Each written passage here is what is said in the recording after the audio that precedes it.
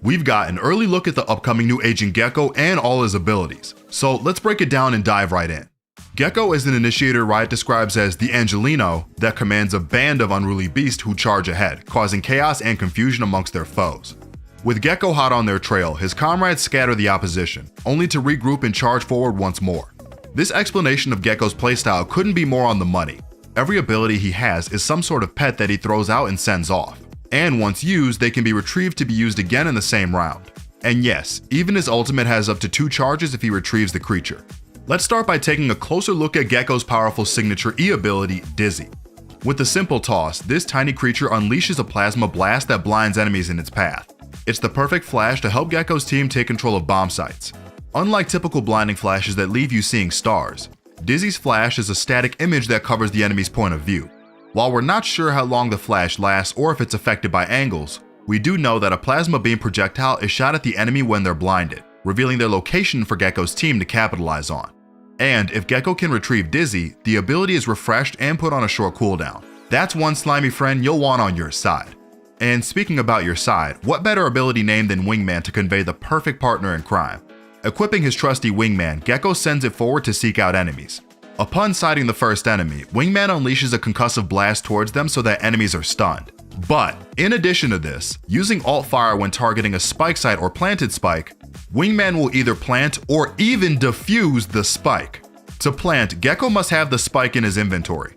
Once Wingman expires, it reverts into an ornamented globule, which Geko can interact with to regain a charge after a short cooldown. His pathing is most similar to a raised boombot, and we don't know yet how he interacts with walls or other utility.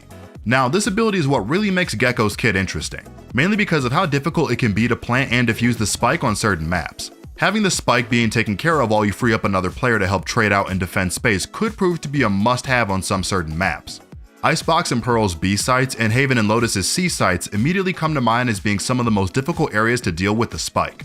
And now you might no longer have to sacrifice your Sage to get the plant down. We don't currently know how fragile Wingman is and if he can be killed or stopped by abilities in any way. However, it is fair to assume that he is safe from post-plant mollies while defusing, since it sits on top of the bomb instead of the floor as it defuses.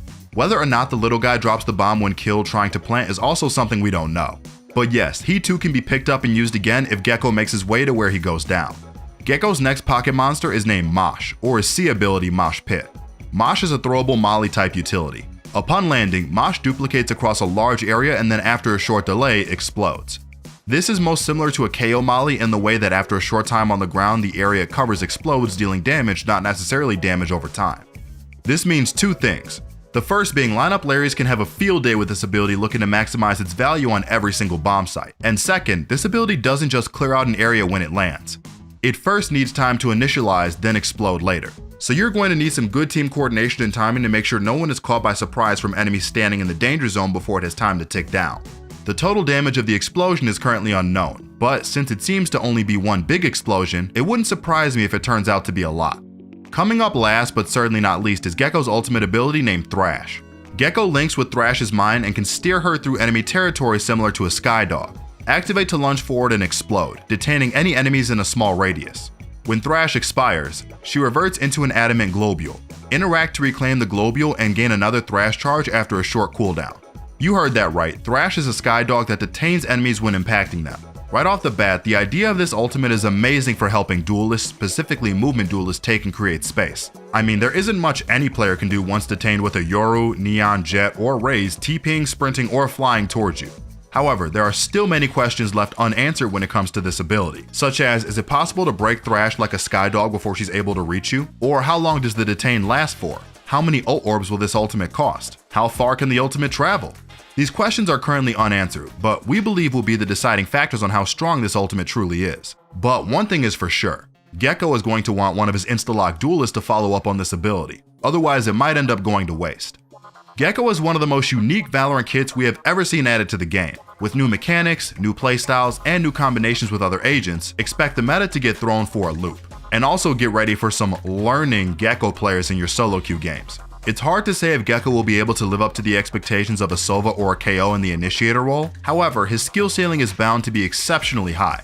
Not only because of how his abilities interact, but the idea that you can pick up already used abilities for a second or even third use leaves so many plays possible for him.